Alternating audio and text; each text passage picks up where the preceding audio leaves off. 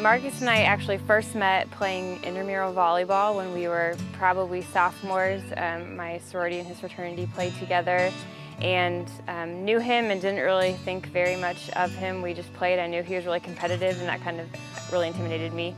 And beyond that, we never really had much conversation. But we just met each other at the time, nothing to it. And it wasn't really until I had some friends that did new student enrollment with him over the summer and always spoke really positively of him, and I kind of saw him again at a bar downtown our junior year and kind of thought a little bit more of him, thought he was kind of cute, and saw him again another time, and we talked again, had a little bit more conversation, and just thought he was a really great guy, and thought that was really it. We had mutual friends, but I didn't think I would ever really have a chance to talk to him or get to know him again. And it wasn't until a couple years later we were both inducted in the same senior honorary society that we really got to know each other, and you know, we kind of run into each other a couple times between that, but for the most part it wasn't until we were in this innocent society together that we really got to know each other, and really grew our friendship from there. After we found out we were in this group together and really met and started like kind of dating, we weren't really dating yet. He went to Germany for about 3 months. And we just wrote emails back and forth several a day, and it was a really neat opportunity for us to get to really know each other in a different way rather than, you know, just going out on a dinner date or whatever it is. Like, it was definitely a challenge to communicate in that way. And that was kind of one of my favorite times, not being away from him, but it was a really cool growing process for the two of us. We just sent emails back and forth the whole time. And I think it was really during those emails that I realized how incredible of a guy he was, and how it could really be a good, real thing with him.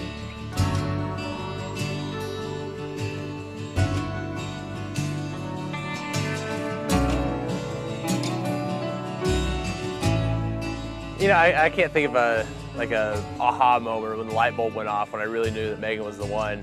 I think at the point that we were both dating, we kind of knew what we wanted out of a relationship, and something we were both finding as we continue to grow together and continue to get to know each other over time. And it just became really apparent to me that Megan was the one that I want to spend the rest of my life with. So this is really cheesy, but after we had like our first date, we went to formal together, and we also had our first kiss out by the fountain at the university, and we were driving back in the back of my car. We had friends driving Marcus back, and we were in back holding hands, and there was a song on the radio, and it was a Darius Rucker song, and in it says something about this could be my last first kiss or something.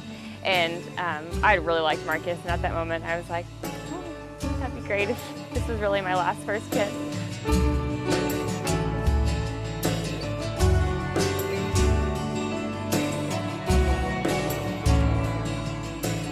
One of my favorite things about Marcus is he's very driven and always looking to improve things, always looking to improve himself. Things won't ever be boring or get stagnant with him, because he's always looking to better, you know, himself and our relationship. So many things I love about Megan, obviously, but she is by far the most generous person that I know, and she will consider everybody around her, and not even the people that aren't around her, before herself. He's pretty stubborn and doesn't like to admit to being wrong. Even really little things that he'll a little mess up, he turns into a joke or something, because he just won't admit that. I don't know how many people know this, but Megan just absolutely loves to dance. And it's not like go out on the dance floor and groove. Like, if she hears a song on the radio when we're in the car, or if she's standing at the kitchen counter baking cookies and she hears a song in her head, she'll just start grooving and jamming. And but I don't know how many people actually know that. I think it's just kind of a personal thing, and maybe she doesn't want everybody to know. But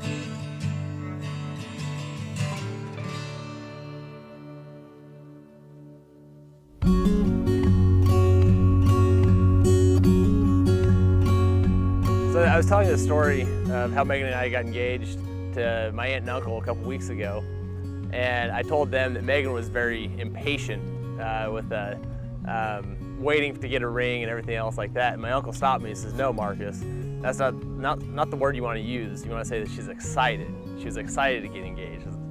So I'll use the word excited. Megan was very excited to get engaged. I was just getting really anxious about everything, and I was kind of, every single thing that we did, like every dinner we went on, I was like, maybe this is going to be it. Or we had gone out sailing, and I was like, maybe this is it, and I spent the whole time cleaning the boat, and I was really mad that I was very angry. So in regards to proposal, like, so many guys just feel this pressure to do something so amazing and like something that all the girls are going to be telling their friends about, and everybody goes, oh, that's so cute. But I definitely just wanted to do something that was meaningful to both of us and not too over the top. In fact, I suspected my brother that he would propose to his wife on a sailboat, because we both like to sail together.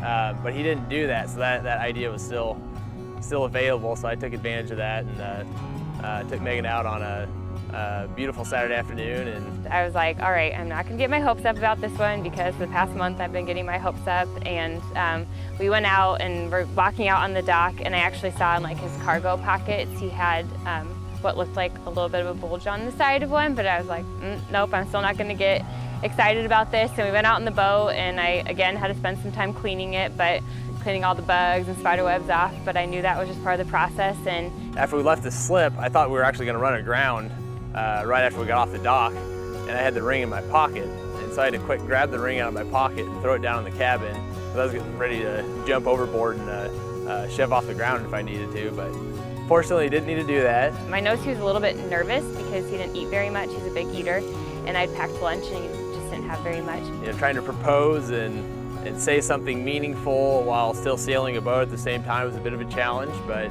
I somehow pulled it off, and it worked out really well. It was perfect. It was on the water, and we love being on the water together and sailing, and it was very low-key, and that was exactly what I wanted.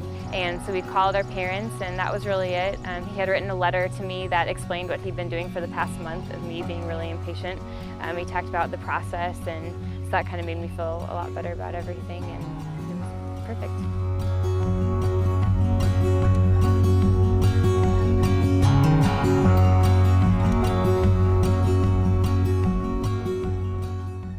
The day of our wedding, I'm just really excited to be in celebration with so many family members and our friends and everything else, and just go before God and say our vows, and you know, really make that commitment. I think I'm really looking forward to just being with our family and friends, and being surrounded by everyone that loves and cares about us, and has really influenced us in our relationship. And I know we wouldn't be where we were if we didn't have all the people in our lives, and everyone's really touched us in a different way, and whether that's, you know, as individuals or as a couple, ultimately it leads to us as a couple. Yeah, I think it's just going to be a moment of excitement for me to see Megan walking down the aisle, and just kind of a really significant event in my life, and to see my beautiful bride and know that moment is finally here. That's something I'm really excited for, and just kind of, I don't know, maybe just run through my head is going to be the ideas, the memories that we're going to have together, the things that we're going to be doing, even though I don't have any idea what they're going to be, but just looking forward to making those memories.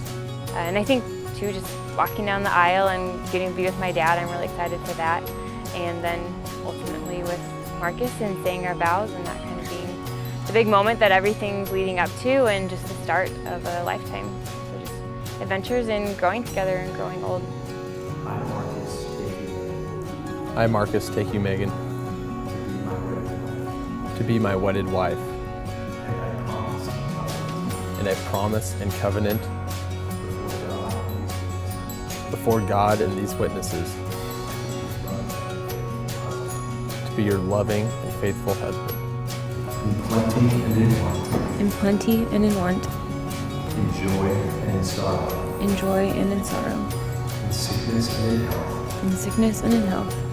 As long as we both shall live. As long as we both shall live.